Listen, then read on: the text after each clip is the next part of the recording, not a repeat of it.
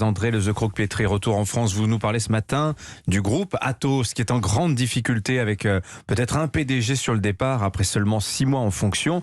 Ce serait révélateur des travers du secteur technologique européen ? Oui Dimitri, on assiste à cette descente aux enfers d'Atos dont le cours de bourse a été divisé par 4 depuis 18 mois. C'était autrefois le fleuron autoproclamé de l'Europe technologique et dont l'ancien dirigeant pendant longtemps n'était personne d'autre que le commissaire européen au marché intérieur jusqu'à ce qu'il cède sa place à son bras droit en octobre 2019. Alors Atos, je le disais, c'était le fleuron de la tech sous l'ère de Thierry Breton. Qu'est-ce qui s'est passé depuis ? Écoutez, première caractéristique de la technologie, notamment en Europe, c'est faire de la com sans être vraiment challengé, car les sujets sont trop techniques. C'est d'ailleurs ce à quoi on s'attelle dans cette chronique.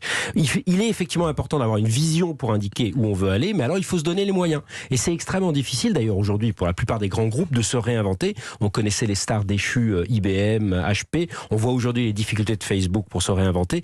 Et on se souvient d'Atos qui s'autoproclamait un des leaders mondiaux du quantique, alors qu'en réalité, il s'agissait surtout pour lui de simuler avec des supercalculateurs. On était très loin des vrais enjeux de l'informatique quantique qui sont l'infrastructure et les logiciels dédiés.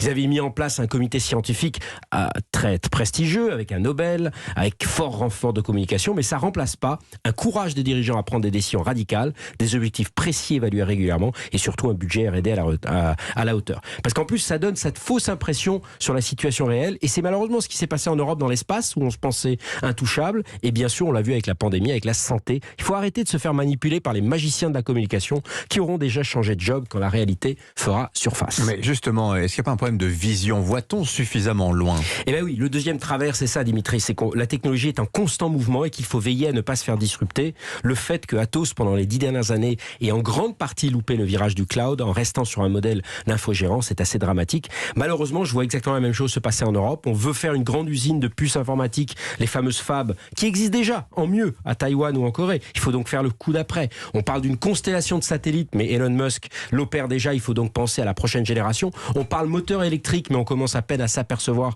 quand on va passer d'une dépendance russe à une dépendance chinoise dans les métaux critiques et les terres rares, alors que les Chinois préparent ça depuis 15 ans.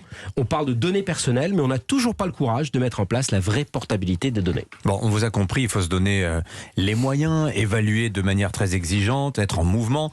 Nous recevons ce matin Agnès Pannier-Runacher, ministre de la Transition énergétique. Alors précisément, quel rôle pour le politique, quel rôle pour le secteur public ? Il doit stratégiquement utiliser sa capacité d'achat, rendre beaucoup plus simple et agile l'achat public et faire de la prospective. Quand 99% des achats dans l'espace vont dans les grands groupes alors qu'on ne cesse de proclamer son amour des startups, il y a un problème. Quand on a des difficultés qu'on a sur l'EPR, le nucléaire, il faut pousser des programmes agiles sur la fusion nucléaire et s'interroger que 99% des panneaux solaires et 60% des batteries viennent déjà de Chine. Quand le programme moribond de drones européens essaye de réduire ses coûts dément en achetant de la motorisation américaine, on a faux sur toute la ligne. Quand on met de l'argent public dans un fonds chinois pour ce qui sera peut-être l'avenir du digital, ce qu'on appelle le Web 3, je m'interroge sur notre vision stratégique. Alors j'en rajoute, mais quand la Commission européenne confie ses communications sécurisées aux Britanniques, British Telecom, on peut se dire qu'il y a quelque chose qui ne tourne pas rond au pays de la technologie européenne. Donc il faut arrêter d'avoir un État qui choisit ses champions technologiques. Il continue à se tromper régulièrement,